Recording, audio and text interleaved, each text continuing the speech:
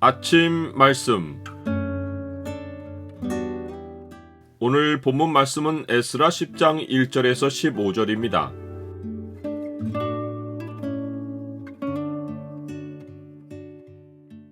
범죄로 주의 진노를 느끼면 죽게 돌아올 기회이다. 오늘 본문을 소망의 창으로 보면 범죄한 백성이 아직 소망을 가질 수 있는 이유가 무엇인지가 보입니다. 소망의 창을 보여주는 구절은 10장 2절과 3절입니다. 엘람 자손 중 여이엘의 아들 스가냐가 에스라에게 이르되 우리가 우리 하나님께 범죄하여 이 땅 이방 여자를 맞이하여 아내로 삼았으나 이스라엘에게 아직도 소망이 있나니 곧 내 주의 교훈을 따르며 우리 하나님의 명령을 떨며 준행하는 자의 가르침을 따라 이 모든 아내와 그들의 소생을 다 내보내기로 우리 하나님과 언약을 세우고 율법대로 행할 것이라. 에스라는 하나님의 성전 앞에 엎드려 울며 기도합니다. 그는 이스라엘 백성이 통혼으로 범한 죄를 자복합니다.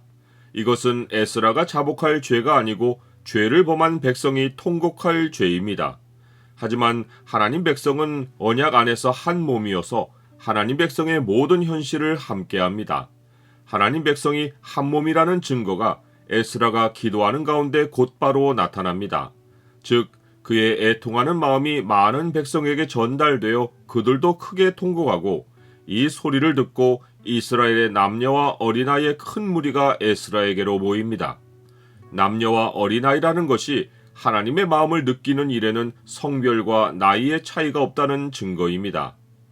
백성을 대표하여 여히엘의 아들 스가냐가 에스라에게 백성 모두의 마음을 대변하여 말합니다.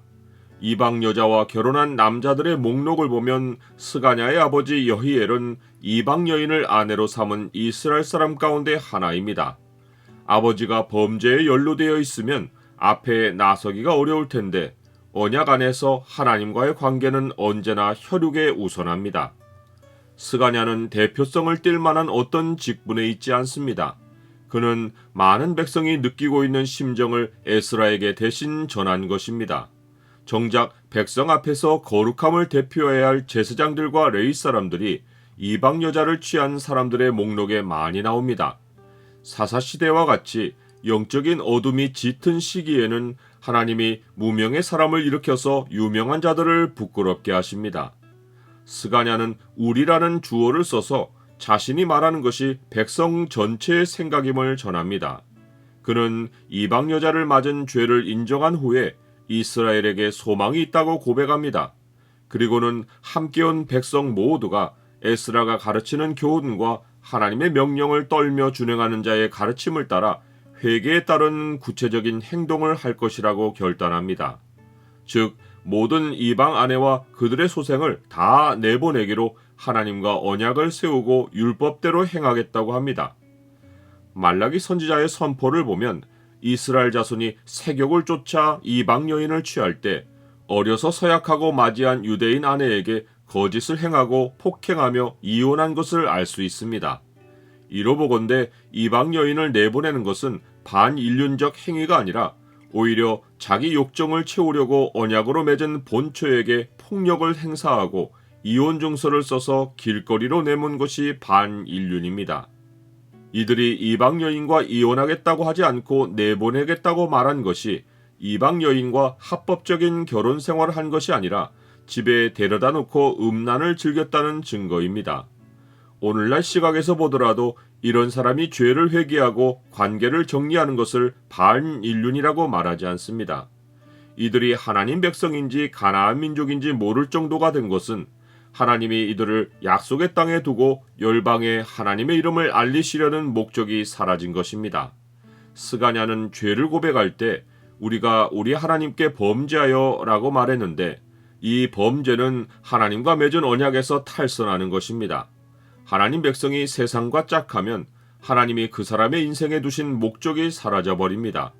성경은 이런 인생이 하나님께만 버림받지 않고 사람들에게도 천한 취급을 받는다고 말씀합니다.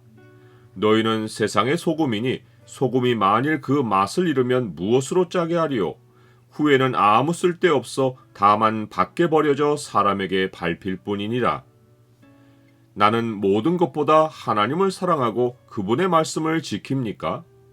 에스라는 아홉째 달, 지금의 12월 겨울 곧 큰 비가 내리는 때 유다와 베냐민 모든 사람에게 3일 내에 예루살렘에 모이라고 말합니다. 그렇지 않으면 언약 백성의 모임에서 쫓아낼 것이라고 경고합니다. 백성도 추운 계절이지만 하나님의 진노가 자기들에게 미친 줄을 알고 기한 내에 모여 죄를 인정하고 이방 여인을 끊어버릴 것을 결단합니다. 하나님 백성이 죄에 대한 하나님의 진노를 깨닫는 것은 이미 회개하기에 늦은 것이 아니라 이때가 하나님께 돌아올 기회입니다. 사람이든지 짐승이든지 다 굵은 베옷을 입을 것이요 힘써 하나님께 부르짖을 것이며 각기 악한 길과 손으로 행한 강포에서 떠날 것이라. 하나님이 뜻을 돌이키시고 그 진노를 그치사 우리가 멸망하지 않게 하시리라.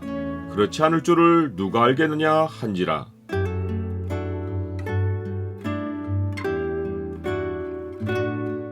주님, 세상과 벗이 된 것이 하나님과 원수되는 것입니다. 주께서 우리 속에 거하게 하신 성령이 시기하기까지 사모하며 제게 더욱 큰 은혜를 주셔서 제 마음을 주께로 향하게 하십니다. 항상 주 앞에서 겸손하고 신실하게 살게 하옵소서. 예수 그리스도 이름으로 기도드립니다. 아멘.